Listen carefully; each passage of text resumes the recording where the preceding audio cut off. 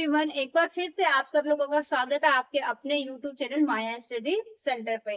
आज क्लास में पढ़ने वाले प्रश्नावली 5.8। हमारी 5.7 तक सभी प्रश्नावलियां कंप्लीट हो चुकी है। अगर आपने वो पीछे की क्लासेस नहीं देखी है तो प्लीज वो पीछे की क्लासेस वॉच कीजिए, आपको बहुत हेल्प मिलेगी। ठीक है, आज का हमारा जो टॉपिक है वो क्या है? बहुभुज। हम बहुभुज क्या होता है उसके बारे में सबसे पहले थोड़ा इंट्रोडक्शन पार्ट में समझेंगे, उसके बाद हम प्रश्नावली के क्वेश्चन करेंगे तो अपन को क्या होता है, थोड़ा इजी रहेगा। ठीक है, क्लास में आगे बढ़ने से पहले मैं आप लोगों से एक रिक्वेस्ट करना चाहूंगी, अगर आप हमारे चैनल पे नए आए हैं या फिर आप वीडियोस तो देख रहे हैं लेकिन लाइक शेयर सब्सक्राइब कुछ भी नहीं कर रहे, तो प्लीज हमारे वीडियोस को लाइक कीजिए, हमारे चैनल को सब्सक्राइब कीजिए और अपने फ्रेंड्स के साथ, अपने रिलेटिव्स, जो आपके रिलेटिव्स है कोई क्लास में सेम क्लास में पढ़ने वाले, तो उनके साथ में भी वीडियो को शेयर कीजिए, क्योंकि आपको इस चैनल पे बेसिक से बेसिक लेवल में मैथ्स सिखाई जाती है। ठीक है, और चैनल को सब्सक्राइब करना बिल्कुल भी ना भूलिए, और आप लोगों को क्लास कैसी लगती है उसके लिए एक प्यारा सा कमेंट जरूर कीजिए। अब बढ़ते हैं हमारी क्लास की तरफ। तो आज का हमारा टॉपिक है बहुभुज। तो सबसे पहले हम क्या देखेंगे, बहुभुज क्या होता है। देखो, बहुभुज हमेशा और हमेशा याद रखना, मतलब बहुभुज तीन या तीन से अधिक भुजाओं से बना होता है। अगर तीन से भुजाएं कम है तो कभी भी बहुभुज नहीं बनेगा। तो तीन भुजाएं किसमें होती है? त्रिभुज में। तुम मान लो कि बहुभुज स्टार्ट ही कहाँ से होता है? त्रिभुज से। त्रिभुज से लेके चतुर्भुज, पंचभुज, षटभुज, अष्टभुज, नव सप्तभुज, षटभुज, अष्टभुज, नवभुज, मतलब आगे बढ़ते जाएंगे। ये सब क्या होते हैं? हमारे बहुभुज कहलाते हैं, है ना। तो बहुभुज स्टार्ट कहाँ से होता है? तीन, मतलब तीन भुजाओं से ज्यादा, तीन या तीन से ज्यादा भुजाएं होती है तो ये बहुभुज बनता है। पहला बहुभुज कौन सा होता है? मान लो ये त्रिभुज। फिर आगे मान लो चतुर्भुज है तो भी वो बहुभुज होगा। पंचभुज है मान लो, कैसे भी हो सकता है, ऐसे भी हो सकता है। पंचभुज है तो भी, यानी पंचभुज षटभुज आगे बढ़ता जाएगा। तो इस प्रकार हमें क्या समझ में आया? और बहुभुज कब होता है? बहुभुज कब बनेगा? जब वो आकृति केवल रेखाखंडों से ही बनी हो और वो आकृति बंद भी होनी चाहिए। मान लो अभी आकृति ऐसे तो बन रही है लेकिन इसके नीचे ऐसे आ गया, तो केवल रेखाखंड से बनी होनी चाहिए और बंद भी होनी चाहिए। मैंने आपको ऐसे बना दिया, आपने कोई ऐसे आकृति बना दी। अब ये रेखाखंडों से तो बनी है लेकिन ये बंद नहीं है। देखो किधर से, इधर से आप इधर से कुछ डाल के वापस इधर से निकाल सकते हो, रास्ता है, दिख रहा है। इसी को मान लो मैंने यहाँ पे ऐसे लाके फिर से ऐसे बंद कर दिया, तो ये क्या बन जाएगी? बंद आकृति बन जाएगी। तो कहने का मतलब क्या, बहुभुज कब होता है? केवल रेखाखंडों से बनी हुई आकृति होनी चाहिए, वो भी कंडीशन क्या होनी चाहिए? बहुभुज की कंडीशन क्या हो? बंद आकृति होनी चाहिए। अगर आकृति खुली है तो वो कभी भी बहुभुज नहीं कहलाएगी। बहुभुज बनने के लिए दो कंडीशन होती है, एक तो रेखाखंडों से बनी होनी चाहिए और वो आकृति बंद होनी चाहिए। अगर वो वक्र कुछ बन रहा है, कहीं कैसे भी ले लो, मान लो ऐसे है या फिर ऐसे ऐसे ऐसे है, तो ये बहुभुज नहीं कहलाएगा। ठीक है, आई होप आप लोगों को ये परिचय पाठ, छोटा सा परिचय पाठ था लेकिन सबको क्लियर हो गया होगा। अब आते हैं हम हमारे प्रश्नावली के पहले क्वेश्चन की तरफ बढ़ते हैं। का पहला क्वेश्चन देखो, पहले क्वेश्चन में भी क्या दिया है कि चार आकृति दी है, उनमें से मैं बताना कि कौन सी आकृति बहुभुज है। अगर कोई सी आकृति बहुभुज नहीं है तो वो क्यों नहीं है, कारण बताना है। तो सबसे पहले तो पहली आकृति को देखिए, ए को। ए में देखो ये आकृति यहाँ से शुरू हो रही है, ऐसे ऐसे ऐसे यहाँ पे आ रही है, लेकिन मैंने आपको क्या बोला था, बहुभुज होने के लिए क्या होनी चाहिए? ये रेखाखंडों से तो बनी है, पहली कंडीशन तो ओके है। लेकिन सेकंड कंडीशन अपन की क्या थी कि वो आकृति बंद भी होनी चाहिए। लेकिन ये आकृति बंद है क्या? आपको भी देख लो, ये यहाँ से खुली, अगर ये यहाँ पे ऐसे मिल जाती और ये इधर से मानो ऐसे इधर भी मिल जाती तब तो ये हो जाती। लेकिन देखो ऊपर से भी खुली है, जहां से स्टार्ट हुई थी ना वहां पे आके वापस बंद नहीं हुई है, तो इसका मतलब ये क्या है? बहुभुज नहीं है। आंसर क्या हो जाएगा? बंद। ऐसे देखो आकृति बंद, एक का आंसर हो जाएगा आकृति बंद नहीं है, इसलिए यह बहुभुज नहीं है। इस प्रकार अपन को कारण भी बताना है। ठीक है, सेकंड वाला देखो, बी वाला देखो, रेखाखंडों से भी बनी है और बंद भी है, इसलिए बी वाला क्या हो जाएगा? यह एक बहुभुज है, बहुभुज है। ठीक है, अब आ गया सी और डी पे। सी में देखो आपको कहीं पे भी रेखाखंड दिख रहा है क्या? नहीं दिख रहा। डी में भी देख लो, क्योंकि दोनों का आंसर सेम, इसलिए मैं दोनों को साथ में एक्सप्लेन करूंगी। डी में देखो ये तो रेखाखंड है, लेकिन यहाँ पे क्या आ रहा है, वक्र आ रहा है। तो मैंने क्या बोला था, केवल रेखाखंडों से बनी होनी चाहिए, बंद भी होनी चाहिए। तो इनकी दोनों की दोनों कंडीशन भी बंद तो है, ये भी बंद है, ये भी बंद है, लेकिन एक ही कंडीशन पूरी नहीं हो रही, रेखाखंडों से नहीं बनी है। तो इनका आंसर सी और डी क्या हो जाएगा, सी व डी, डी बहुभुज नहीं है। नहीं है। अब क्यों नहीं है? क्योंकि यह रेखाखंडों से नहीं बनी है। यह केवल रेखाखंडों से नहीं बनी है। यह रेखाखंड तो है, केवल रेखाखंडों से नहीं बनी है, इसलिए क्या नहीं है, बहुभुज नहीं है, नहीं बनी है। ठीक है, सबको क्लियर हुआ?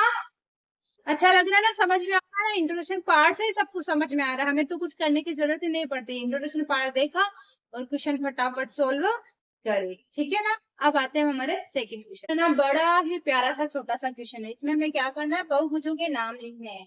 तो आपको सबसे पहले तो उनकी भुजाएं गिननी है, जितनी भुजाएं वो उतनी भुजा वाला बहुभुज हो जाएगा। देखो उसमें भुजाएं गिनो, ए वाले में 1 2 3 4, 4 भुजाएं किसमें होती है, चतुर्भुज। तो इसका नाम क्या हो जाएगा, चतुर्भुज। यहाँ पे लिख दो आंसर, 4 भुजाएं इसलिए चतुर्भुज। इसमें देखो कितने, बी वाले में 1 2 3, तो ये क्या हो जाएगा, त्रिभुज। बी का आंसर त्रिभुज। 3 भुजाओं वाला त्रिभुज, 4 भुजाओं वाला चतुर्भुज। अब इसमें देखो कितनी है, 1 2 3 4 5, तो 5 भुजाओं वाला पंचभुज। पंचभुज चाहो तो आप इनके लिख सकते हो, 5 भुजाओं वाला, 3 भुजाओं वाला, 4 भुजाओं वाला। ठीक है, अब डी वाले में देखो 1 2 3 4 5 6 7 8, 8 भुजाओं वाला हमारा कौन सा होता है, अष्टभुज। ठीक है, सबको क्लियर हुआ? मान लो आपको कितने भी, आपको क्या करना है, भुजाओं को गिनना है और भुजाओं को गिन के उनको बहुभुज के नाम लिख देने हैं। 6 भुजाओं का देता तो क्या करते, 1 2 3 4 5 6, बहुभुज कैसे भी बना सकते हो, केवल भुजाएं आनी चाहिए। भुजा 5 है तो 5 ही आनी चाहिए, 6 का बनाना है तो 6 भुजाएं आनी चाहिए, 4 है तो 4 का ही आनी चाहिए। और बहुभुज कहाँ से स्टार्ट होता है, 3 भुजाओं से स्टार्ट होता है, 3 या 3 से अधिक भुजाओं से। ट्यूशन में आपको क्या करना है, इनके दो दो और उदाहरण बनाने हैं। तो आप कैसे भी और भी बना सकते हो, चतुर्भुज बनाना है तो आप कैसे भी बना सकते हो।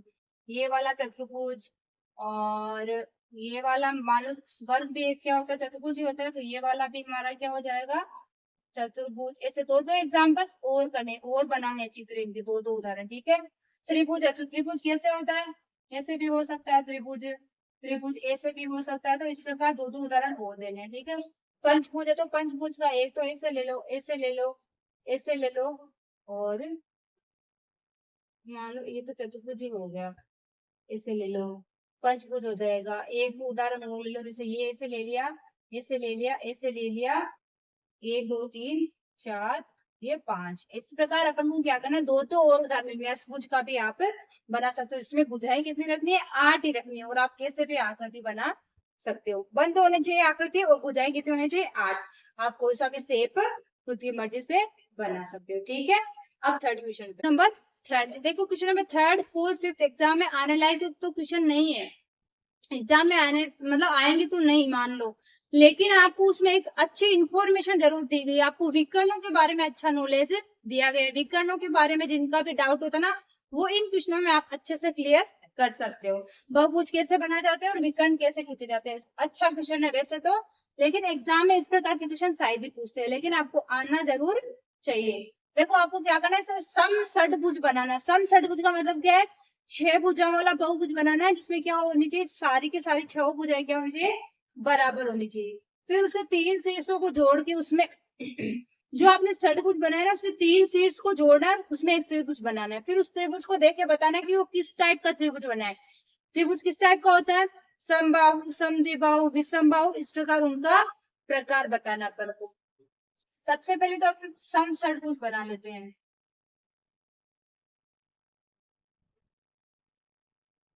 ठीक है, सम षटभुज हो गया 1 2 3 4 5 6। अब मान के ये चलना है, ये यानी 6 भुजाएं के आपस में बराबर है। जब ये भुजाएं बराबर है तो इनके कोण भी क्या होंगे, समान होंगे। ये इनके कोण है, ठीक है। अब देखो मैं क्या दिया है, इनके किन्हीं भी तीन शीर्षों को जोड़ना है।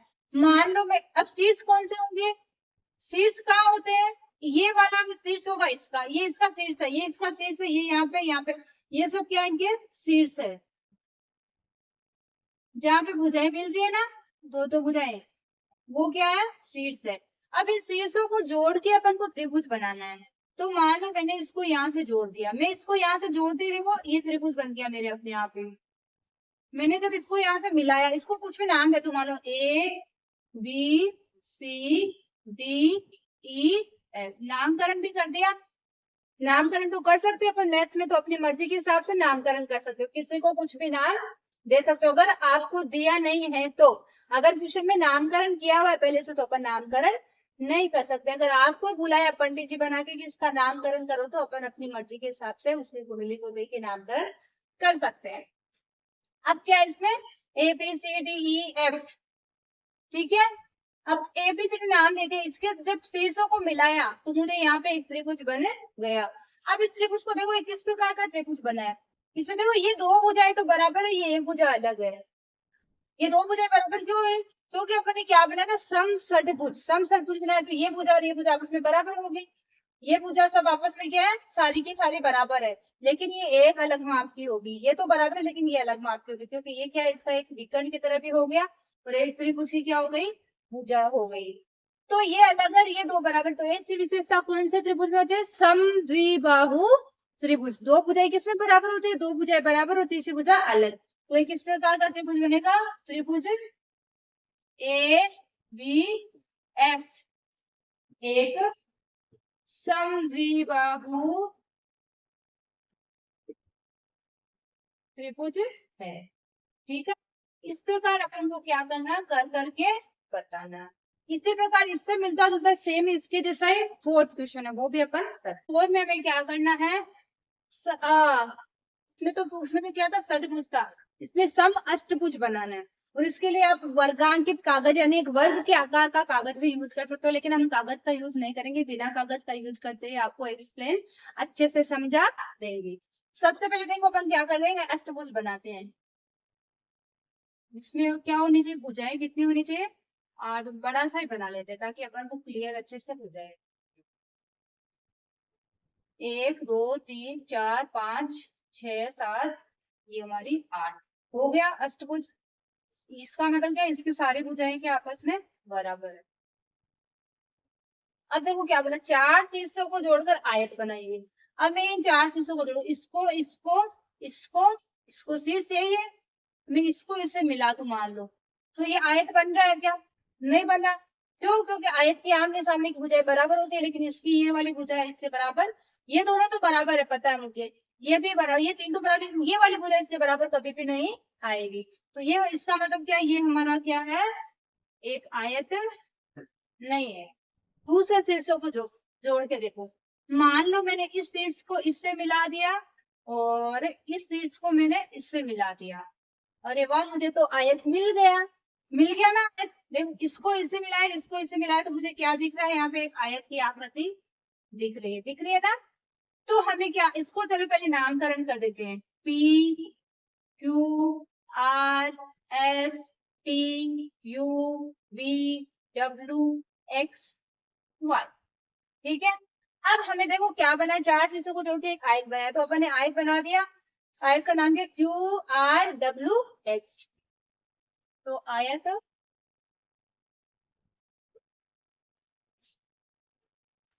QRWX, QRWX मिला है, हमें कौन सा आयत मिला है, QRWX। इस प्रकार अब देखो इसके आमने सामने भुजाएं बराबर है, ये दोनों तो ऐसे भी बराबर होगी, ये वाली भुजाएं हमें पता ही है कि ये समस्त भुजा है, तो ये दोनों तो आपस में वैसे बराबर है, ये दोनों आपस में बराबर है, ठीक है। अब हमें क्या करना है आगे, क्वेश्चन नंबर 5, इसमें हमें क्या करना है, देखो क्या बोला, किसी बहुभुज का विकर्ण उसके किन्हीं दो शीर्षों को जोड़ने से प्राप्त होता है। अब शीर्ष भी कौन से होने चाहिए, आसन शीर्षों को छोड़कर, ये वाली बात मैंने आप लोगों को पहले बोल दी है कि किसी भी बहुभुज के जब अपन शीर्षों को मिलाते हैं ना तो विकर्ण कब बनता है, जब उसे आसन शीर्षों को नहीं मिलाना है। जैसे मान लो ये आपका है बहुभुज, अब इसके ये आसन शीर्ष है ना, इनको नहीं मिलाना, इसका शीर्ष ये दोनों आपस में है, तो ये है, ये आसन शीर्ष हो जाएगा। ये दो भुजाओं को मिला रहा है, ये इसको मिला, ये ये शीर्ष है ना, ये वाला और ये वाला, ये आसन शीर्ष है। क्यों? क्योंकि ये इसको इस भुजा को, ये आसन शीर्ष किसका है, इन दो भुजाओं का है। ये आसन शीर्ष इन दो भुजाओं का, ये शीर्ष है ना, ये इन दो भुजाओं का। तो ये जो भुजाओं को जोड़ रहा है ना, ये कभी भी शीर्ष नहीं कहलाएगा। कौन सा होगा? दो शीर्षों को जोड़ने से प्राप्त होता है। अब विकर्ण कब बनता है? जब आप इस शीर्ष को इस शीर्ष से जोड़ दोगे, इसको इससे जोड़ दोगे। विकर्ण तभी कहलाएगा जब आप क्या करोगे, दो आसन शीर्षों को छोड़ के, अब आसन शीर्ष तो क्या हो जाएगी, ये वाली है, जब इनको मिलाओगे तो भुजा है ये, तो इन दो शीर्षों को मिलाओगे तो ये वाली भुजा है। तो ये तो आसन शीर्ष है ना इनके, क्योंकि इनके ऊपर भुजाएं टिकी हुई है। इन भुजाओं के अलावा आप जब इनके शीर्षों को मिलाओगे तो क्या मिलेंगे अपन को? विकर्ण मिल जाएंगे। अब अपने क्वेश्चन में हमें क्या बना, पंचभुज बनाकर विकर्णों को मिलाना है। ठीक है, तो चलिए बनाइए पंचभुज। 4 और 1 है 5, इसको नाम दे देते हैं ए बी सी डी ई। अब देखो हमें क्या बोल रहा है, इसके शीर्षों को मिलाकर विकर्ण, पंचभुज बनाकर विकर्ण खींचिए। तो मैंने क्या बोला था, ये वाले तो भुजाएं, इसका शीर्ष ये भी है, ये भी है, ये भी है, ये भी है, ये भी है, लेकिन ये वाली शीर्ष इस प्रकार जब खींचेंगे तब तो क्या मिल रहा है, भुजाओं को मिला रहा है। ए भुजा को बी से मिला रहा है, तो ये शीर्ष कभी भी नहीं होंगे। शीर्ष कब होंगे? जब इस बी को आप ए से मिला दो, ए से आप इस पे खींचो सी पे, ए से आप डी पे खींचो, है ना, बी से आप डी पे खींचो, ई से आप सी पे खींचो। और भी कहीं पे दिख रहा है क्या? इतने ही है। चलो सबको मिला दिया, तो हमें शीर्ष कौन से मिले? शीर्ष बराबर देखो ए से सी, फिर ए से डी, जो भी शीर्ष बनाए उनका नाम, तो बी से ई, बी ई, और कौन सा बी डी, और कौन सा ई सी। इस प्रकार अपन को कौन से शीर्ष मिल गए, उनके अपने नाम लिख दिए। बचा तो नहीं है कोई सा भी शीर्ष। विकर्ण बनाने अपन को, विकर्ण सॉरी विकर्ण है, सॉरी विकर्ण नहीं, शीर्षों को मिलाने से विकर्ण बनाए हैं। विकर्ण बराबर ए से विकर्ण, ए डी विकर्ण, बी डी विकर्ण, सी ई से विकर्ण, और एक और कौन सा, बी ई विकर्ण। ठीक है ना, इस प्रकार अपन के 5 विकर्ण बन गए। इसी के साथ हमारी प्रश्नावली कंप्लीट होती है। आई होप आप लोगों को सबको अच्छे से क्लियर हो गया, चैप्टर बहुत अच्छे से समझ में आएगा। इसी के साथ हमारा पूरा का पूरा चैप्टर है, इसमें बहुत एक्सरसाइज थी, बहुत प्रश्नावली थी, 5.1 5.8 प्रश्नावली थी।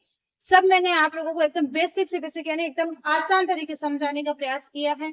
अगर फिर भी किसी को कुछ डाउट है तो एक बार फिर से क्लास को देखिएगा, फिर कुछ भी डाउट नहीं रहेगा। अब मिलते हैं नेक्स्ट क्लास में, तब तक के लिए बाय।